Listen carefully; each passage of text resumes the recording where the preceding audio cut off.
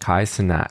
At his peak, Kai looked untouchable. Mafiathon 3 turned him into the biggest name on Twitch, and by late September 2025, he became the first streamer ever to pass 1 million active subscribers. He finished that run with an all-time high of 1,112,947 active subs. After that though, the energy changed. Once Mafiathon 3 ended, Kai stepped away from Twitch for months, and the long silence made people wonder what was really going on. In January 2026, he came back with a video titled "I Quit," but he was not actually quitting content. He was announcing a shift away from non-stop streaming and toward fashion. He used the video to launch his clothing brand Vivette after traveling to Italy and filming parts of the design process. He also pushed a second channel focused on self-improvement where he filmed himself reading out loud and looking up words so he could speak more clearly. Now, some people respected that, but a lot of others mocked him and called the whole brand forced and performative. So Kai's downfall is really a reputational one.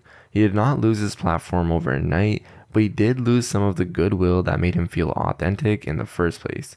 Just recently, I even saw where he said that he's quitting streaming altogether and that he's already made enough money to be set for life. And which in all honesty, fair enough. He still has tens of thousands of active subscribers while focusing on Vivette, but the image around him just isn't the same. DrDisrespect. At his peak, DrDisrespect was one of the biggest names on Twitch with more than 4 million followers, a polished character, major sponsors, and the kind of larger-than-life image that made him feel bigger than the platform itself. In March 2020, Twitch even announced a multi-year deal with him, which made it look like his position at the top was locked in. Then the first crack hit when Twitch permanently banned him in June 2020 without telling the public why, and that mystery hung over his career for years. In June 2024, that mystery finally turned into the real scandal when Guy Beam said the ban was tied to private messages he sent to a minor that sometimes leaned in an inappropriate direction. Now that admission triggered the real collapse. YouTube suspended monetization on his channel, Midnight Society cut ties with him, and his old mainstream partnerships started falling apart. Now he did eventually return. He joined Rumble in late 2024 and YouTube restored monetization in early 2025, so the career didn't fully end. But the version of DrDisrespect that once felt untouchable is gone. He still streams, but the public image is no longer built around dominance. Now it's built around scandal, fallout, and a comeback that never fully repaired the damage. Vitaly. Vitaly built his name on public chaos. For years, his brand was simple. Go somewhere crowded, do something reckless, get a reaction, and turn that into a viral clip. That formula helped him build a massive audience with more than 10 million YouTube subscribers by late 2025, and it kept him relevant long after the first prank era had started fading. But the same formula eventually stopped looking like edgy internet content and started looking like a legal problem. In April 2025, Philippine authorities arrested him after live-streamed incidents that included harassing people in public and other disruptive acts that led to criminal complaints.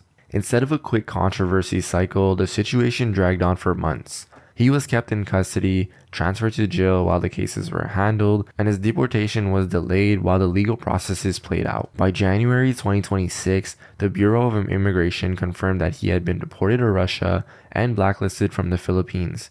That is what makes his downfall different from his earlier arrests. Before, getting detained almost worked out like part of the stunt. This time, it cost him months of freedom, turned him into an international embarrassment, and made the consequences feel real in a way his old content never did. Myth.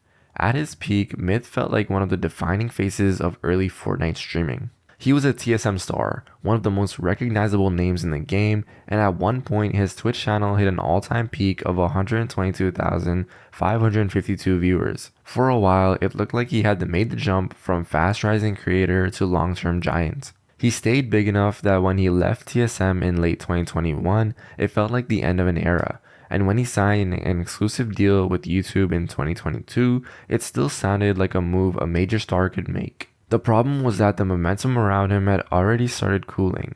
Fortnite changed, streaming culture changed, and Myth slowly shifted from central figure to familiar legacy name. The fall was not caused by one scandal, it was quieter than that. It was the kind of fall off that happens when the moment passes and the audience keeps moving. By 2026, he was still active on Twitch, but the scale was still completely different. In the last 30 days, he averaged about 783 viewers with a peak of 7,000, which is a sharp drop from the numbers that made him one of the biggest names on the platform. He's still around, he's still respected, and he's still streaming, but the dominance is long gone. FouseyTube. Fousey's peak was built on huge YouTube numbers, viral pranks, and a personality that always felt intense, emotional, and unpredictable. He wasn't a small creator who suddenly broke. He was one of the biggest internet personalities of his era, with millions of subscribers and real crossover fame. This is why the collapse felt so public when his livestream era started spiraling. In August 2023, he faced heavy backlash after an airport livestream involving an intoxicated woman. He later said he had no excuses, stepped away, and cited mental health as part of why he needed to stop. The next day, Twitch banned him for hateful content, and later that same month, he was arrested on livestream in Miami after calling the police on himself during another chaotic incident. Now that stretch changed the way people looked at him. Instead of seeing an outrageous creator with comeback potential, more people started seeing someone unraveling in real time. He has still tried to stay active since then. Stream tracking shows he continued doing kick streams into 2025, and his current pages are focused far more on fitness and self-improvement than the old chaos. But that is the point of his downfall. But as we know from Fousey, he does go through rotations and cycles, but hopefully this time he continues on the right path. The name still exists, yet the image that once carried him has been replaced by instability, concern, and a reputation that never fully recovered. Ninja. At his peak, Ninja was not just a big streamer.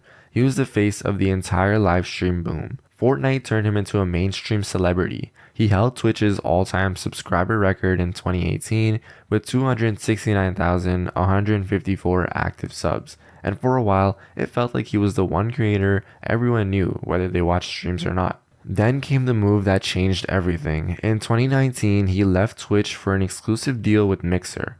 On paper, it looked like a huge power move. In practice, it pulled him away from the platform where his momentum was built and put him on a service that never came close to matching Twitch's influence. Microsoft shut Mixer down in 2020, and Ninja eventually returned to Twitch, but by then, the culture had moved on. He was still famous, but he was no longer the center of the conversation. That's why the Mixer move became the symbol of his downfall. It didn't erase his career, but it broke the run where he felt impossible to catch. Even now, he still has a massive follower count and remains active, yet the scale is far smaller than the Fortnite years. In the last 30 days, he averaged about 4,940 viewers on Twitch, which is solid, but nowhere near the level that once made him streaming's biggest star. Neon. Neon's rise came from a style of content built almost entirely on confrontation. He grew by being loud, irritating, and willing to cross social lines that most creators avoid. That approach got him attention fast, especially once his name started showing up around boxers, boxing events, and shock value livestream culture. But that same formula also created his downfall because the more attention he got, the more he became known for disrespect rather than anything people actually admired. One of the clearest examples came in March 2024 when Didi Osama confronted him after Neon mocked a dance tied to the death of Didi's younger brother. A few months later, he made headlines again after asking Nate Diaz a disrespectful question at a press conference and then getting chased by Diaz's team. Moments like that turned his brand into something people watched to see the next problem, not because they respected him as a creator. Now he still has an audience on Kick. On Kick, his all-time peak is listed at 153,406 viewers, and he still pulls strong numbers when he goes live. But the trade-off is obvious. He didn't lose all the attention, he lost respect, and now that reputation follows him into almost every room he walks into. Just look at the recent Mr. Beast stream, the event that he was hosting. There was literally nobody that respected him, not Speed, he was eating alone, and it's just something to consider. Doherty. Jack Doherty got big by turning himself into the kind of creator who always seemed one step away from a bad decision. Early on, that looked profitable. He built a giant young audience on stunts and prank content, and by late 2025, he had more than 15 million YouTube subscribers. The trouble is that the same reckless image that helped him grow eventually became the whole story. In October 2024, he crashed his custom McLaren while live streaming on Kick and looking at his phone, and the crash was seen live by more than 185,000 viewers. His passenger was injured, the clip spread everywhere, and Kick banned him after the incident. He was reinstated in January 2025, but that didn't last. Just 9 days later, he was banned again after a live streamed street fight. Then, in November 2025, he was arrested in Miami Beach and charged with possession of a controlled substance, possession of cannabis, and resisting an officer without violence. That sequence is what defines his downfall. Jack didn't collapse because one scandal shocked people. He kept proving the critics right. He's still active online and was later reinstated again, but at this point, his name is attached less to content and more to crashes, bans, lawsuits, and police reports. Thank you all for watching. If you enjoyed this video, please leave a comment, drop a like, and don't forget to subscribe. I'll see you all in the next one.